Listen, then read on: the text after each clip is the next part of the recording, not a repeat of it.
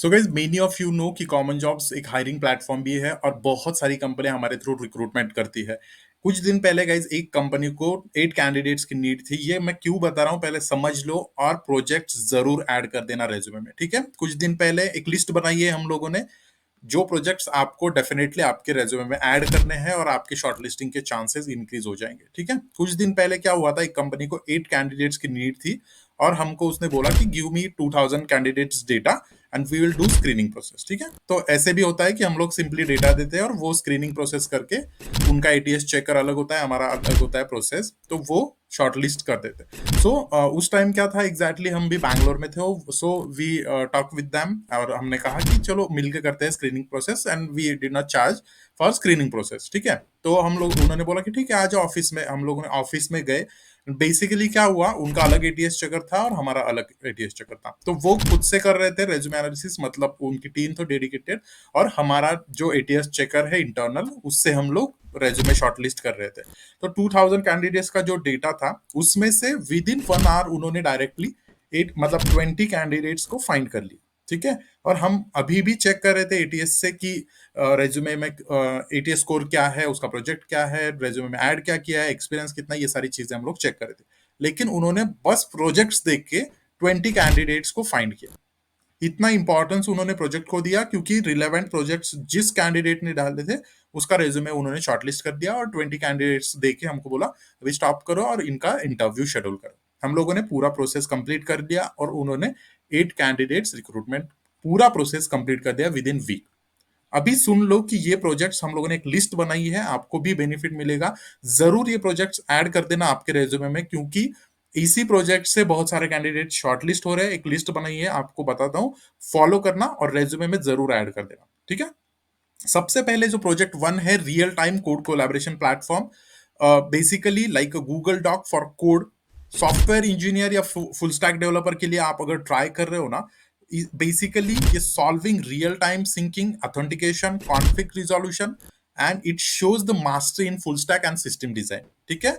Tech stack में आप use कर सकते हो फ्रंट एंड में रिएक्ट जेएस, बैक एंड में node JS, web socket use कर सकते हो बेसिकली, या फिर फायरबेस, और आजकल तो बहुत सुपरबेस भी यूज हो रहा है, क्योंकि लवेबल भी सुपरबेस यूज कर रहा है, नो कोड प्लेटफॉर्म है, तो इसलिए अभी सुपरबेस भी बहुत यूज हो रहा है, ठीक है। सेकंड जो है mental health journal with AI mood tracker, ठीक है। टेक स्टैक में आप पाइथन, एनएलपी, जैंगो यूज कर सकते हो, पोस्टग्रेस एसक्यूएल यूज कर सकते हो। Basically you can develop a secure web based journal where user can log daily thoughts. The app analyze mood using NLP, that is natural language processing, and provide feedback and graphs based on the emotional trends, ठीक है। Skills में आपको यहाँ पे NLP, full stack development. Project third जो है important project है, एक कैंडिडेट ने किया था, startup investment predictor using crunch based data. हालांकि ये डेटा एनालिस्ट रिलेटेड प्रोजेक्ट है, अगर कोई कैंडिडेट है डेटा एनालिस्ट रिलेटेड ट्राई कर रहा है, डेफिनेटली ये प्रोजेक्ट ट्राई करना, ठीक है। जिसमें predict which startup is more likely to raise funding using historical data, venture capital meets machine learning, ठीक है। टेक स्टैक में आप यूज कर सकते हो पाइथन, पांडास, फिर स्ट्रीमलाइट यूज कर सकते हो। You can use Crunchbase और AngelList for startup data set, ठीक है। Using this project business understanding, predictive modelling and decision analytics, ये सारी चीजें आपकी शो होती है। Project 4, global news bias analyser, ठीक है। अभी आपको पता है कि कितनी बायस न्यूज अभी ट्रेंडिंग में चल रही है, या फिर बहुत सारे न्यूज चैनल अभी दे रहे हैं, उसमें नहीं जाऊंगा। रोल अगर आप ट्राई कर रहे हो AI NLP engineer related role के लिए, तो ये प्रोजेक्ट जरूर ट्राई कर लेना। You can build a tool that takes same news from a multiple resources, ठीक है। एक ही न्यूज है, मल्टीपल सोर्सेस से ये लेगा, and shows bias using sentiment plus entity recognition, ठीक है। You can use Python, Hugging Face transformers, newspaper और Streamlit as a text tag, okay. You can also add feature that is political spectrum tagging, और you can like recruiter अगर देखेगा तो definitely NLP related awareness और real time ethical application आपका understanding उसको समझ जाएगा। प्रोजेक्ट 5 जो है dev productivity OS, that is personal dev tool suite. Basically क्या है, a productivity tool that companies combines task management, code snippet tool, local git history, and daily goals all in one desktop app. You can use Electron or TypeScript, Tailwind CSS, or add offline mode, that is VS Code integration. You can do that. Okay.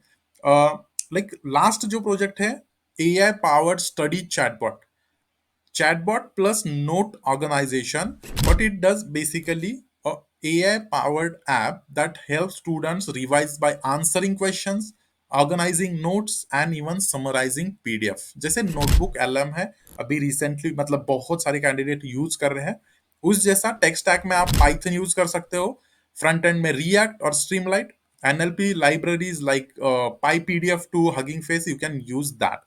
ठीक है, ये project जरूर implement करना अगर आप try कर रहे हो software engineer, data analyst, AI engineer, full stack developer, कोई भी रोल जो सॉफ्टवेयर इंजीनियरिंग में आप ट्राई कर रहे हो, डेफिनेटली ये प्रोजेक्ट्स इंप्लीमेंट करना और रेज्यूमे में ऐड कर देना। अगर वीडियो अच्छा लगा तो लाइक करो और शेयर कर देना अपने दोस्तों के साथ जो प्रोजेक्ट की सर्चिंग में है।